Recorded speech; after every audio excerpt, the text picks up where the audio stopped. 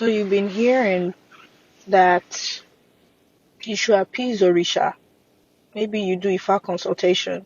They tell you appease Ogun, appease Ajay, appease Oshun, and then your life path would change. Like you come into some money, or you come into like um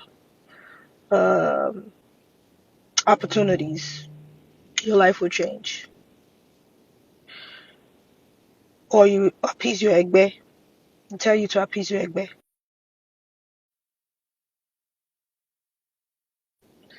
You appease your Egbe. You appease any of the Orishas. You appease Ajay, Yemoja, Olokun, you're appeasing Shango, you're appeasing, they just tell you to appease. They tell you also to appease Egun Idile, um, tell you to appease Iyami, tell you to appease any of these Orishas. You see a slight change in your life, but you don't really see like a drastic change. And then you go to to the same priest, and they say, oh, something happened in your life and you have to do it again, and you keep sending this money. There's such a thing as over sacrifice. Yes, there's such a thing as over sacrifice. Orishas, they when you appease them, they respond to you by giving you an opportunity or an idea. They respond by giving you an idea. Like if your your head priest or priestess, your babalao, your yanifa, when they do these spiritual works for you and they do these appeasements for you, you need to have realistic expectations. They tell you, oh, bring 1 million naira, because I had a client who's in the UK who told me that she has spent over 6 million naira sending money to Nigeria. She has sent over 6 million to appease deities. Today they'll tell her they have to appease Ogun. They will say it's 500,000 naira. 500,000 naira, I think that's about maybe $300. Then they'll tell her, oh, you have to appease Ajay. That can cost you, they might tell her 1 million. Or maybe, and 1 million is about $800 or $1,000. Or they'll tell her to appease. So they keep giving her these bills. Look, don't be no fool. Don't be no fool. Don't be no fool. These people gonna build a house off of y'all asses. Yes, some babalawos would build house off of you. Some will go on vacation with your money because you people are too stupid to understand alignment. Orisha does not ask for things that are too expensive. If they do, sometimes, yes, they might ask you for a cow, a ram, maybe a goat, or a chicken, or but not all the time. And then these are energies, they're spirits. They will only ask you for what you can afford. If you have a babalawo or yanifa, or you have any of these priestesses, traditional priestesses, and they do Ifa consultation for you, and then they tell you that you have to appease any of these deities, and they call a price for you, or they call a big animal, your response should be, can Orisha take something smaller if you don't have the money? You can ask them, can Orisha take something smaller? If there is asking for a goat and you don't have money for a goat, ask if you can take a chicken or eyetu. Eyetu is guinea fowl. All Orishas take eyetu. I'll need to do a class on animal sacrifices and what is acceptable and what not when I have time. All Orisha they take gin, they take libation, and all of them take eyetu. Eyetu is a standard sacrificial animal. Some of them will not take, like for instance, Ajay has certain animals she doesn't take. Olokun has certain animals she don't. Olokun doesn't take anything black. Like I'm saying, like for instance, well, he might take a duck, but he doesn't take like goats.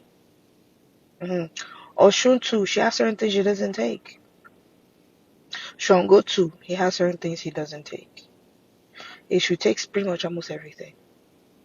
So you all need to be very wise. Don't let people take advantage of you. There's a lot of scam. Look, our tradition is not a source of income, but many of them have turned it to be a source of income.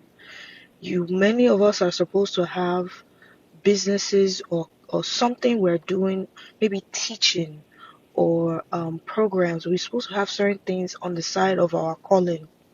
The calling is supposed to open other doors for you.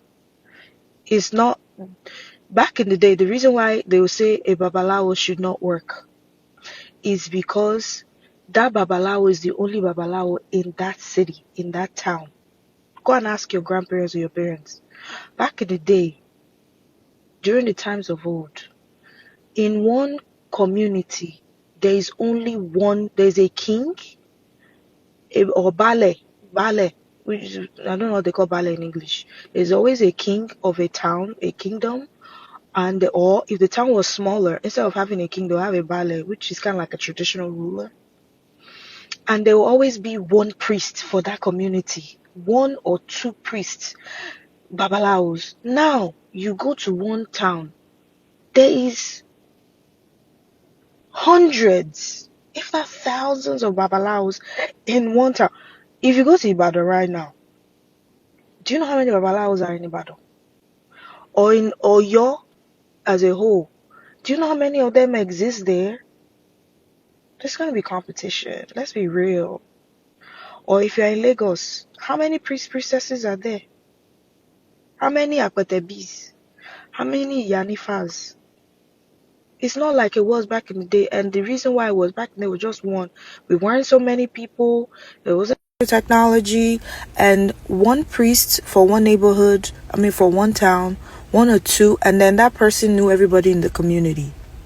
And if you were a chosen person, you knew to take your child to stay with the babalawo, and that babalawo will teach and train your child till that child becomes a priest, he himself, just like in the Bible.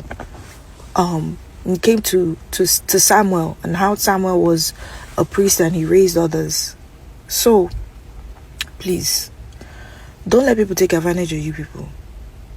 If you're sending 1 million naira, for some, like for instance, I do some my sacrifices are like that sometimes, but I'm a priestess. Sometimes I might want to, and then I have all the orishas. So if I decide I want to do a feast for all the orishas, yes, I can spend 1 million naira. I'm a priestess. You understand? But if you are just appeasing one orisha or two, that's too much money. A little goes a long way. And if you are not seeing changes in your situation,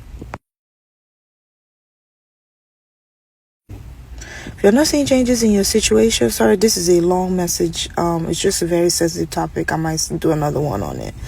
If you're not seeing any changes in the situation, then you just wasted your money. Because if you go back to them, they'll keep telling you why that thing did not happen and why you should do something else and your bill keep going up. I'm telling you, I had my client who was crying. She had spent over 6 million naira. And then I had another client that some of them, they're touching their spirits. They do all kinds of things to keep you as a client. They're doing things to keep you people. Some of you people, because you're not wise. You guys be wise, though. This spiritual community is not all love and light. They will use you if you are too slow or if you don't understand spirituality. I teach spiritual alignment. Most of the things I teach you DIY, do it yourself things. Appease your head, talk to your spirit, do this, do that. You need to first learn how to work with your own spirit. If you can't work with your own spirit, how do you expect someone else to work with your spirit? We'll talk in another video.